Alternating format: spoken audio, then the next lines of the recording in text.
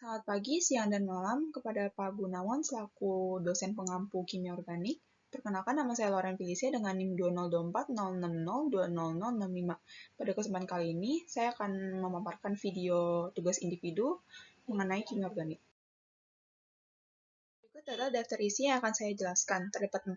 Yang pertama adalah jenis-jenis gugus fungsi beserta strukturnya. Kemudian terdapat jenis hibridisasi beserta contohnya untuk setiap jenis. Lalu terdapat isomer dari heptana dan heksanol. Kemudian yang terakhir adalah reaksi pembentukan obat metil salisilat. Pertama adalah jenis-jenis gugus fungsi beserta strukturnya. Yang pertama terdapat gugus fungsi alkena di mana ditandai dengan ikatan rangkap 2 pada sesama atom karbon. Kemudian terdapat alkuna, gugus fungsi alkuna yang memiliki ikatan rangkap 3 pada sesama karbon. Kemudian terdapat cincin aromatik atau cincin benzen di mana ditandai dengan ikatan rangkap terkonjugasi dan terdapat 6 karbon.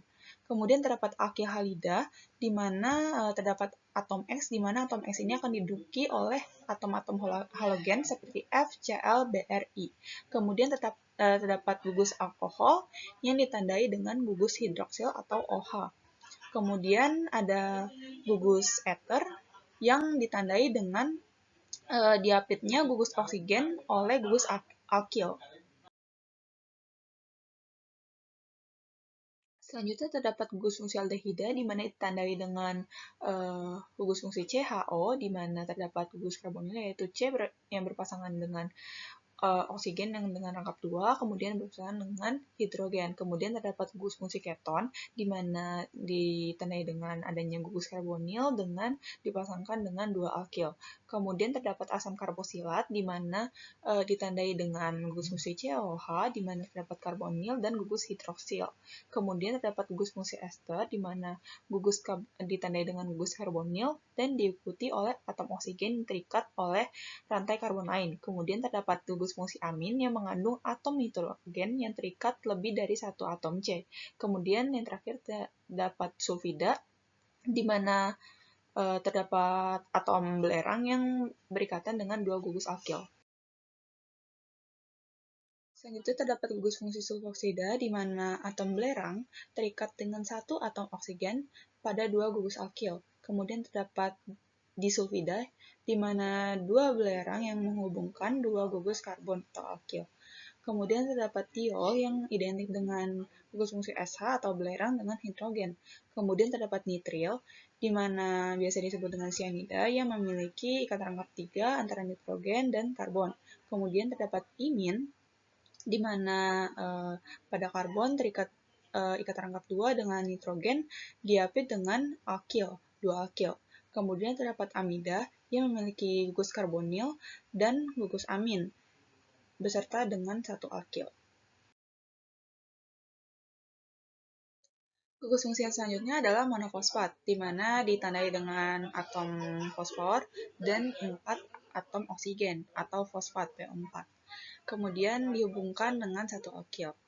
Lalu terdapat karbonil, yaitu ikatan rangkap 2 antara karbon dan oksigen. Kemudian terdapat asam karboksilat klorida, yang dimana terdapat gugus karbonil dan terikat dengan klorida.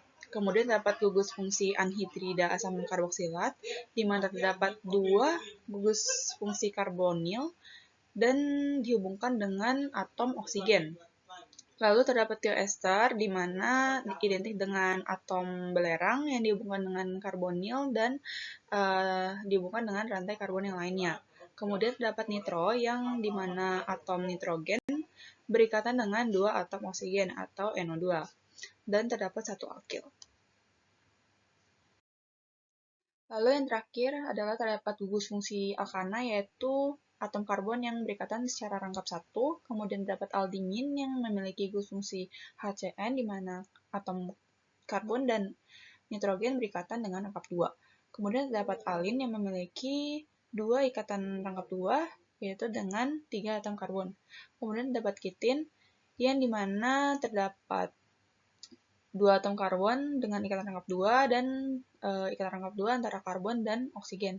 Kemudian terdapat sulfon yang memiliki belerang pada pusatnya dan berikatan dengan 2 atom oksigen beserta dengan alkil. Kemudian terdapat enol ether, di mana terdapat ether dan berikatan dengan ikatan rangkap 2 antara karbon dengan karbon. Kemudian dapat ketenaimin, di mana memiliki identical seperti atom karbon dan atom karbon yang memiliki ikatan rangkap 2 dan imin.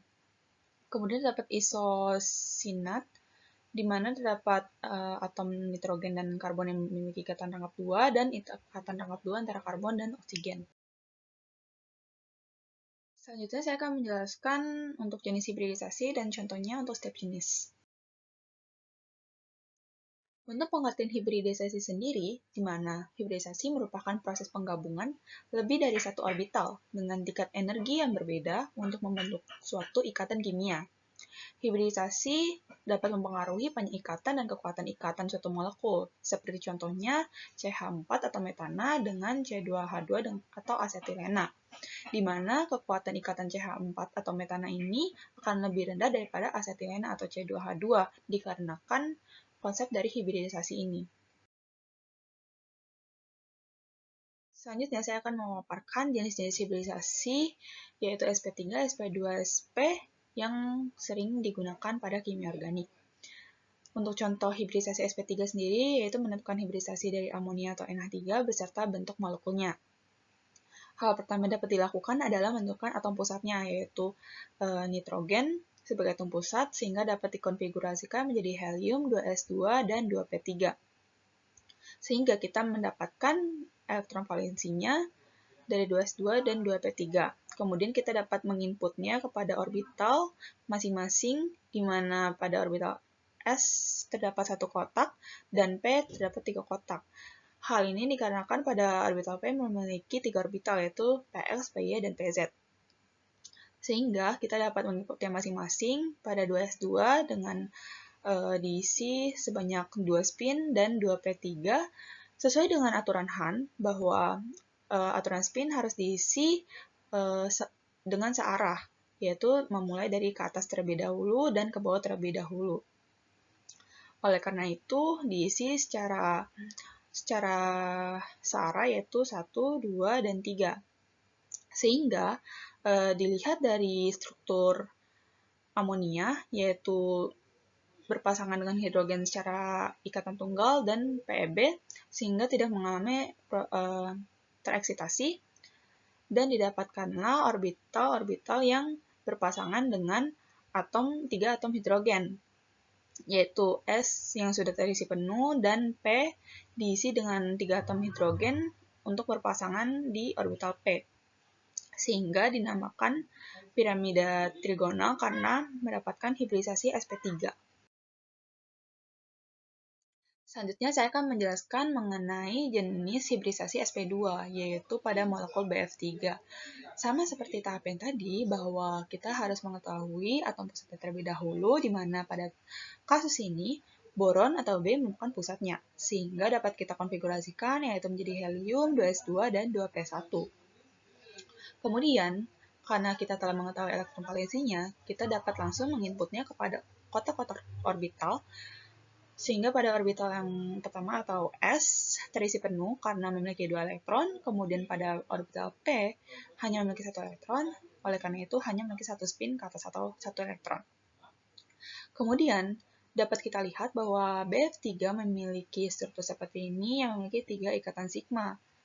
Oleh karena itu, orbital ini mengalami eksitasi, yaitu di mana elektron pada orbital S berpindah ke orbital P, menjadi seperti ini, mengarah ke atas semua.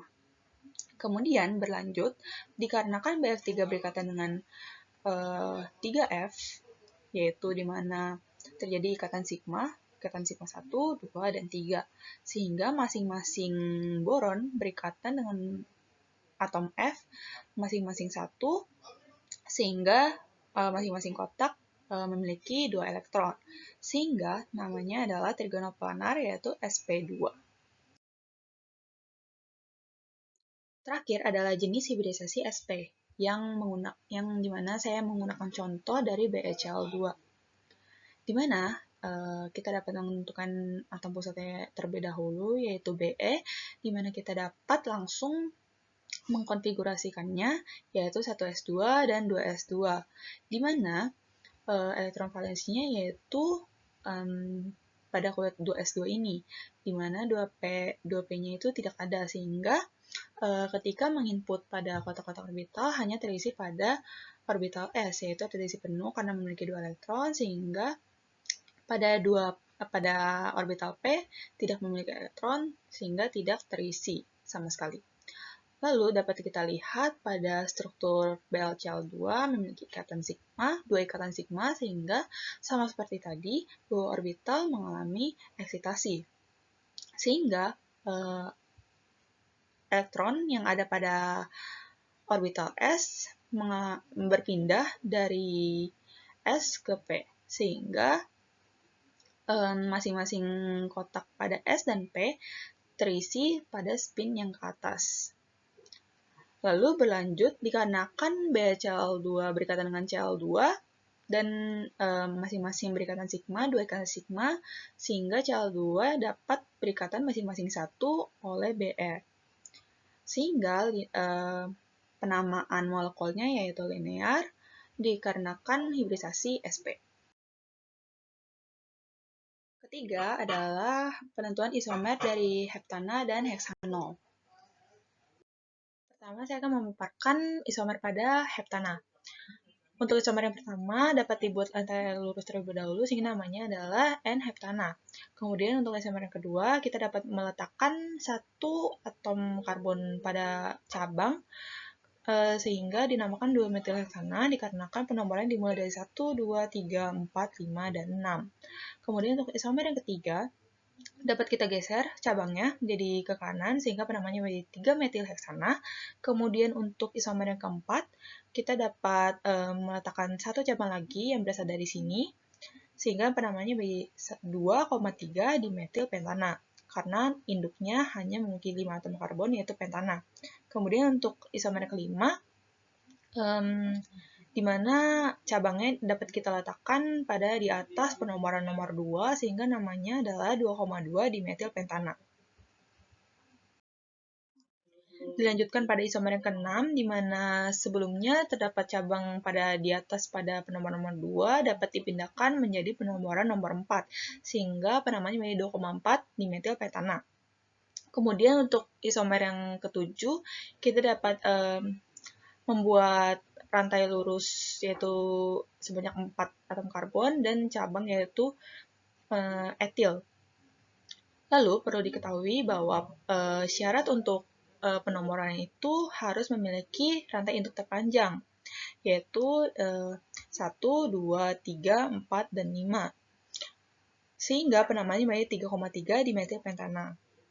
Lalu untuk isomer yang ke-8 dapat dibuat sebanyak 3 cabang, yaitu 1, 2, 3, dan 4, yang memiliki 4 atom karbon sehingga penamanya menjadi butana, yaitu 2,2,3 trimetilbutana. Lalu isomer yang ke-9 memiliki cabang berupa etil, sehingga penamanya menjadi 3 etilpentana. Kemudian untuk isomer heksanol sendiri, yang pertama adalah 1 heksanol, di mana penamaannya dimulai dari nomor 1 sampai 6, di mana pada gugus hidroksil atau alkohol ini tidak ikut dalam penomoran, sehingga rantai utamanya itu dapat 6 karbon. Berlanjut pada isomer kedua, yaitu 2-metil-1-pentanol, karena terdapat cabang pada penomoran kedua, lalu isomer ketiga, 4-metil-1-pentanol, karena cabangnya terdapat di penomoran keempat, lalu isomer yang keempat, terdapat cabang pada penomoran 3 sehingga namanya 3-metil-1-pentanol. Kemudian untuk isomer yang kelima yaitu 2,2 dimetil-1-butanol karena rantai induknya terdapat 4 karbon. Lalu terdapat sebanyak 2 cabang pada penomoran kedua yaitu 2,2 dimetil-1-butanol. Kemudian untuk isomer yang ke-6 terdapat cabang pada penomoran ketiga dan kedua sehingga namanya adalah 2,3 dimetil-1-butanol. Berlanjut untuk isomer yang ke-7 yaitu terdapat cabang pada penomoran ketiga sehingga dinamakan 3,3 dimetil-1-butanol. Lalu isomer yang ke-8 yaitu 2-heksanol karena memiliki cabang hidroksil pada penomoran kedua. Kemudian untuk isomer yang ke-9 yaitu 2-metil-2-pentanol karena terdapat cabang pada penomoran kedua yaitu CH3 dan hidroksil. Kemudian untuk isomer ke-10 yaitu terdapat cabang pada penomoran kedua yaitu hidroksil, dan ketiga yaitu metil, yaitu penamaannya 3-metil 2-pentanol. Kemudian untuk isomer ke-11 yaitu terdapat cabang pada hidroksil pada penomoran kedua, dan keempat pada metil yaitu 4-metil 2-pentanol penamaannya. Berlanjut untuk isomer yang ke-12 yaitu 2,3 dimetil 2-butanol, dikarenakan terdapat cabang metil pada penomoran kedua dan ketiga, lalu terdapat cabang hidroksil pada penomoran kedua dan rantai induk sebanyak 4 karbon, sehingga dinamakan butanol. Kemudian untuk isomer yang ke-13 dinamakan 3,3 dimetil 2-butanol karena memiliki cabang pada penomoran ketiga 2-metil dan memiliki hidroksil pada penomoran kedua. Kemudian berlanjut pada isomer ke-14, yaitu memiliki cabang hidroksil pada penomoran ketiga sehingga dinamakan 3-heksanol. Lalu untuk isomer ke-15 yang memiliki cabang CH3 dan hidroksil yang diletakkan pada penomoran ketiga sehingga dinamakan 3-metil 3-pentanol. Dilanjutkan dengan isomer ke-16, yaitu di mana terdapat cabang metil pada penomoran nomor 2, yaitu penomoran nomor 3, yaitu hidroksil, sehingga penamaannya menjadi 2-metil 3-pentanol. Kemudian untuk isomer 17, yaitu terdapat cabang etil pada penomoran 2, dan pada penomoran 1 terdapat hidroksil, sehingga penamaan menjadi 2-etil 1-butanol. Kemudian untuk isomer 18-20 merupakan isomer ether, sehingga pada isomer 18 terdapat satu cabang metil dan satu cabang metoksi yaitu OCH3. Kemudian penomorannya dapat dihitung dari 1, 2, 3, 4 sehingga rantai induknya memiliki 4 karbon yaitu butana. Lalu penamaannya menjadi 2-metoksi 2-metil butana. Untuk isomer ke-19 yaitu 2 isopropoksi propana, di mana isopropoksi sendiri merupakan keseluruhan yang mencakup ini. Kemudian untuk propana yaitu rantai induknya yaitu terdapat 3 atom karbon dan penomorannya dapat dihitung 1, 2, dan 3. Kemudian untuk terakhir isomer ke-20 yaitu terdapat cabang metil, 1 metil dengan dimulai dari 1, 2, dan 3. Dan etoksi merupakan penggabungan dari gugus tersebut. Terakhir, saya akan melanjutkan mengenai reaksi pembentukan obat metil salisilat. Salisilat sendiri merupakan salah satu obat antiinflamasi dan non-steroid golongan salisilat, di mana bentuk sediaan metil salisilat ini biasa berupa salep maupun balsam yang berguna untuk mengurangi nyeri otot atau sendi. Manfaat lain metil salisilat sendiri bisa digunakan untuk formula keratolitik, anti-plak, dan bahan pewangi. Prinsip reaksi metil salisilat sendiri disintesis melalui reaksi esterifikasi antara asam salisilat dengan metanol pada suasana asam, di mana biasanya menggunakan asam sulfat, kemudian menghasilkan produk berupa metil salisilat dan produk sampingan yaitu air.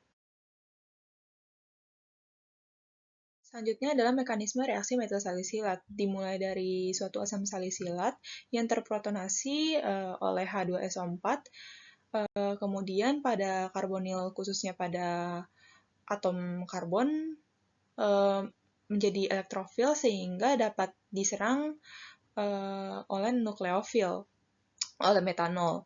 Kemudian berpasanganlah dengan metanol antara asam salisilat, berlanjut hingga terjadi perpindahan proton pada antar gugus oksigen dan terjadi pelepasan air dari gugus hidroksil dari asam salisilat dan atom hidrogen dari metanol, sehingga terjadi perpindahan ikatan dan terbentuklah metil salisilat dengan produk sampingan air dan katalis asam sulfat yang masih ada di reaksi metil salisilat ini. Berikut adalah sumber-sumber yang saya gunakan. Terima kasih atas perhatiannya. Sekian dari saya, dan mohon maaf jika ada salah kata.